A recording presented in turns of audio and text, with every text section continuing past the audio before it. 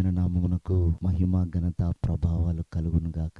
వీక్షిస్తున్న మీ అందరికీ కూడా మన ప్రభువైన యేసుక్రీస్తు నామములో నా యొక్క శుభాభివందనాలు తెలియజేస్తున్నాను. ఈరోజు మన దేవుని వాగ్దానం జకర్యా పుస్తకం 3వ అధ్యాయం 7వ వచనం. నా సన్నిధిన నిలుచు భాగ్యము నీకిత్తును. ప్రియమైనటువంటి దేవుని బిడ్డలారా, ఆయన సన్నిధిలో నిలవాలంటే ఒక అర్హత కావాలి, ఒక ధన్యత కావాలి. ఎందుకంటే అందరూ నిలబడలేరు. ఎవరు నిలబడతారట? ఆయన సన్నిధిని ప్రేమించి, ఆయన ఆజ్ఞలను పాటించి, ఆ సన్నిధిని గురించిన భారం కలిగిన వారికి ఆయన సన్నిధిలో నిలిచే భాగ్యం ఇస్తాడట. నిజమే ప్రియమైన బిడ్డలారా, మనం చాలా సార్లు మనుషులు కట్టిన 4 గోడల మందిరం అని అనుకుంటూ ఉంటాం. అక్కడ దేవుడు ఉంటాడని, అక్కడ దేవుని ప్రభావం విడుదలవుతుందని, అక్కడ దేవుని సన్నిధి అల్లాడుతుందని మనం గ్రహించు. ఎంతో మంది బాగుపడి వెళ్తూ ఉంటారు, ఎంతో మంది కన్నీటి సాక్ష్యాలు వింటూ ఉంటాం. కానీ ఆ సన్నిధిని మనం కనపరచం, నిర్లక్ష్యం చేస్తూ ఉంటాం. అందుకే చూడండి, భక్తుడు రాస్తాడు, నీవు నీ దేవుని సన్నిధికి వస్తున్నప్పుడు నీ ప్రవర్తన జాగ్రత్తగా చూసుకో. దేవుని సన్నిధిలో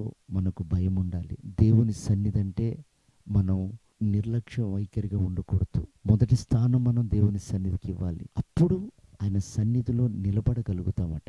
ఆయనను ఆరాధించటానికి, ఆయనను పూజించటానికి ఒక అర్హత. ప్రియ దేవుని బిడ్డలారా, ఇక్కడ దేవుని సన్నిధిలో నేను నిలబడకపోతే రేపు పరలోకంలో మనం ఎలా నిలబడగలుగుతాం? నువ్వు ఇక్కడ ఆయన సన్నిధిని ఎంత ప్రేమిస్తావో, ఎంత బాధ్యతగా ఉంటావో, ఎంత హత్తుకుంటావో, ఎంత ఘనపరుస్తావో, దానిని బట్టి దేవుడు నిన్ను ఇక్కడ గణపరచటమే కాకుండా ఆయన ఉండు స్థలములో నీవును నిలిచే భాగ్యం ఆయన ఇస్తాడు. కనుక ప్రియమైన వారలారా, చాలా మంది ఎలా పడితే అలా మందిరానికి వస్తారు, ఎలా పడితే అలా మాట్లాడుతూ ఉంటారు, ఒకరి మీద ఒకరు నిందలు మోపుకుంటూ ఉంటారు. అది దేవుని సన్నిధి. మనం అలా మాట్లాడకూడదనే భయం కూడా ఉండదు. ప్రియమైన వారలారా, ఈ 2024 సంవత్సరం, ఈ నూతన సంవత్సరంలో మనం నూతన పరచబడతాం. ఆయన దేవుడు అనే ఒక భయం మనకు ఉండాలి. రెండవది, ఇది ఆయన సన్నిధి. చూడండి, ఒక ఆఫీస్లో మనం ఎలా పడితే అలా ప్రవర్తిస్తే బాస్ ఊరుకుంటాడా? ఆయన సస్పెండ్ చేస్తాడు. వాళ్ళ యాక్షన్ తీసుకోవడానికి వాళ్ళకి అధికారం ఉంటుంది. కానీ నా దేవుడు అంతకన్నా గొప్పవాడు కదా. ఒకవేళ ఆయన నీపైన ఒక ఉగ్రత కుమ్మరిస్తే మనం ఏమైపోతాం? తప్పకుండా ఆయనకి కోపం వస్తుంది, ఆయన సన్నిధిని గనపరచకపోతే. ఒకరోజు మోషే